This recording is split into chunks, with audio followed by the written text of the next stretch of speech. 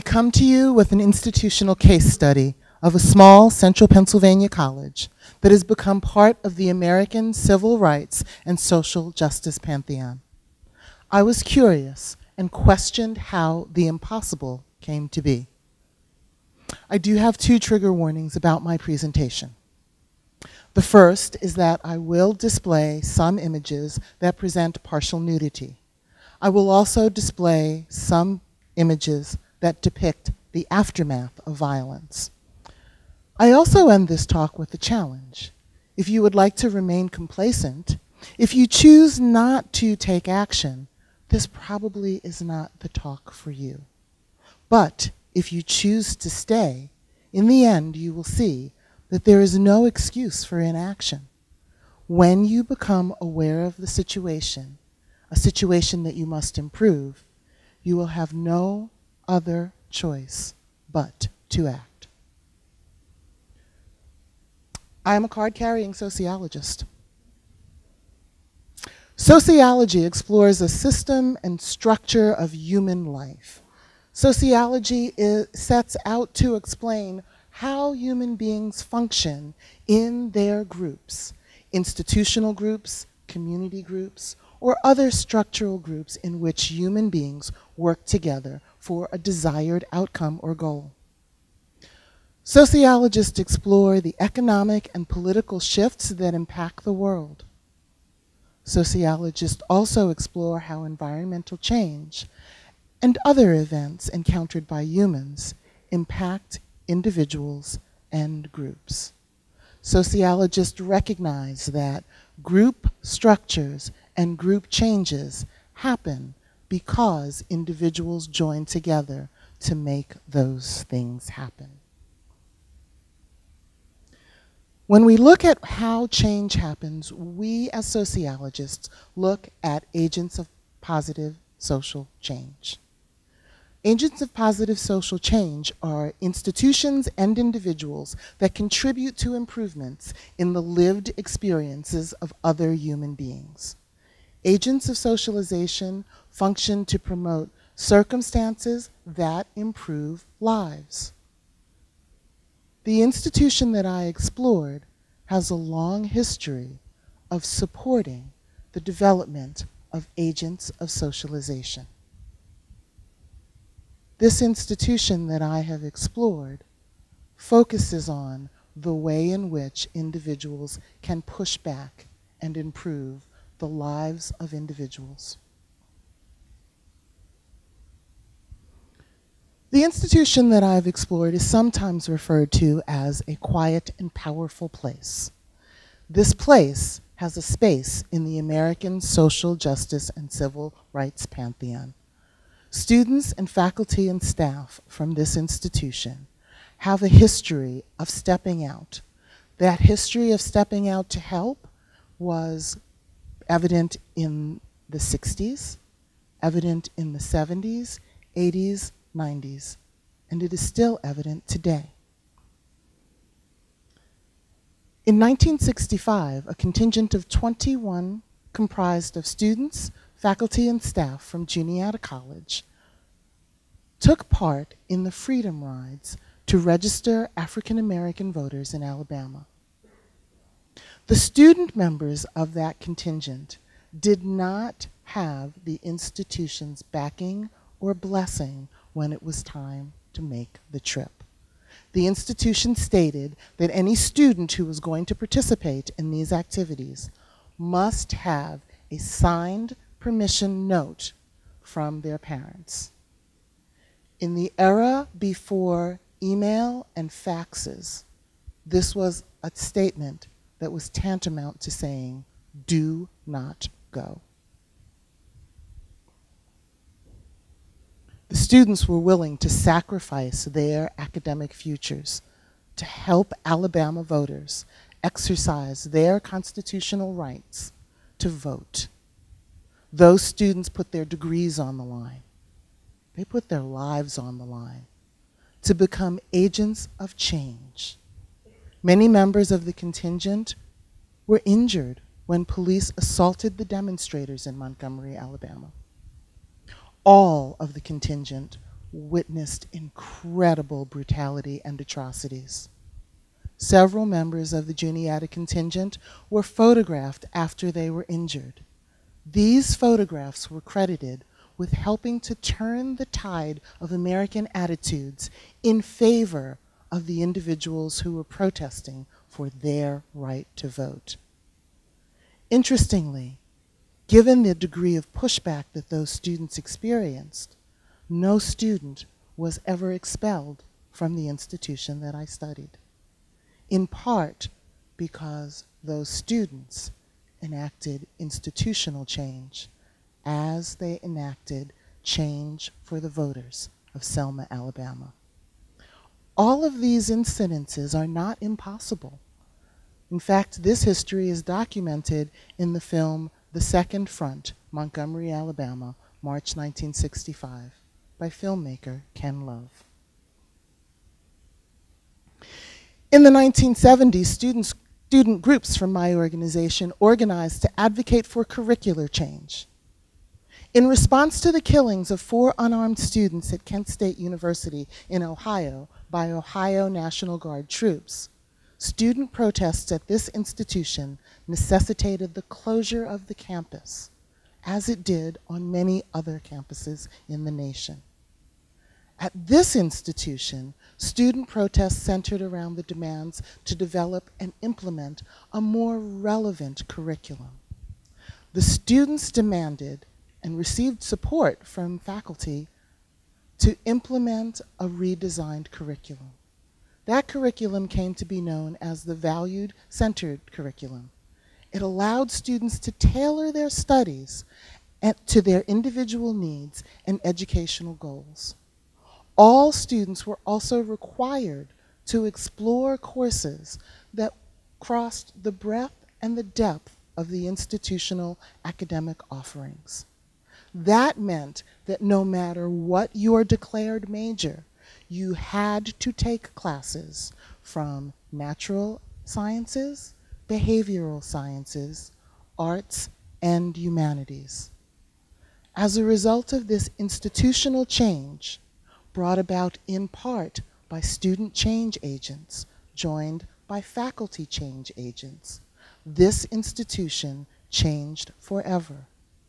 40 years ago, this education's institutional experiences were shaped to provide better access to better education that had the ability to help change the world. In the 1980s, the institution, guided in part by alumni and then current students at the institution, were challenged to present a visible testimony to the peace ideology that is part of the institution's foundation. In the 1980s, the institution, guided in part by those alumni and students, challenged the institution to put money where mouths were. The institution dedicated the Elizabeth Evans Baker Peace Chapel, designed by renowned architect Maya Lind. That location now serves as a place for quiet reflection and immersion in nature for students, faculty, staff, and community members. In the 1990s, the institution's mission statement was amended to reflect a new commitment to international understanding. But it also encouraged international students to matriculate at that institution. The change agents that promoted those changes contributed to the current rate of 40% of the institution's students studying abroad. Those change agents also contributed to the fact that now this institution has over 150 international students from 35 countries that studied here this year. Also in the 1990s, students inspired by a speech delivered on this campus by Russell Means of the American Indian Movement.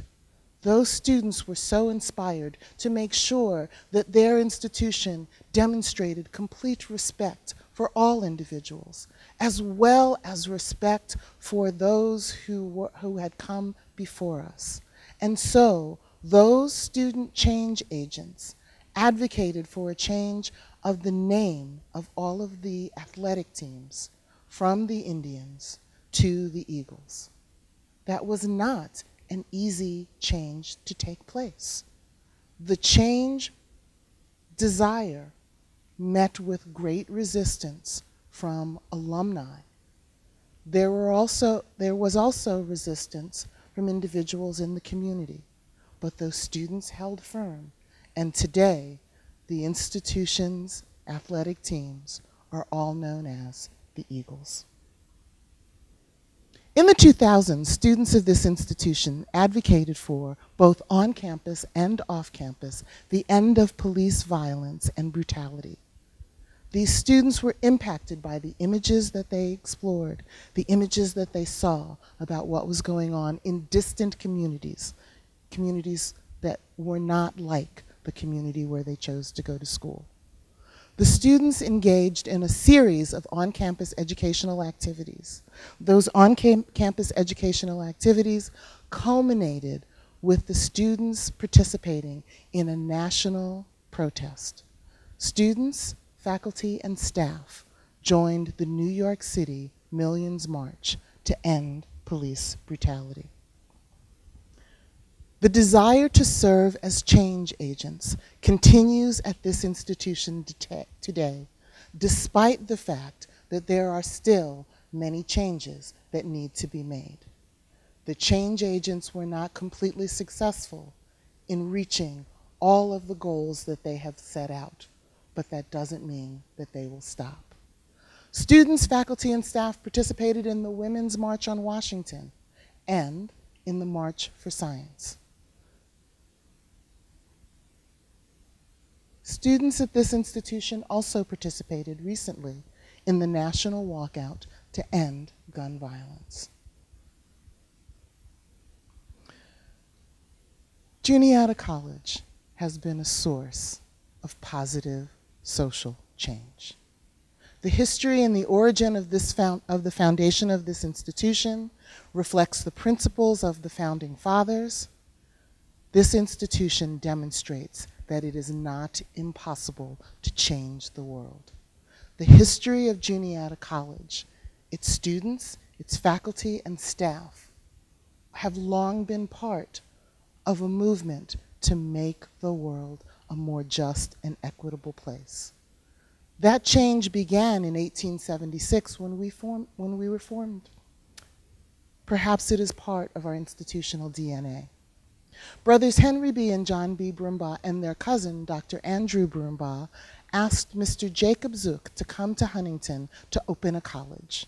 Juniata's first classes were held April 17, 1876, with Mr. Jacob Zook teaching Rebecca Cornelius, Maggie D. Miller, and Gaius Broombaugh, who was the only son of Andrew Broombaugh. Please note that in Juniata College's first class, there were 2 women enrolled. In 1876, women were codified as second-class citizens. They could own property, but they did not always have the right to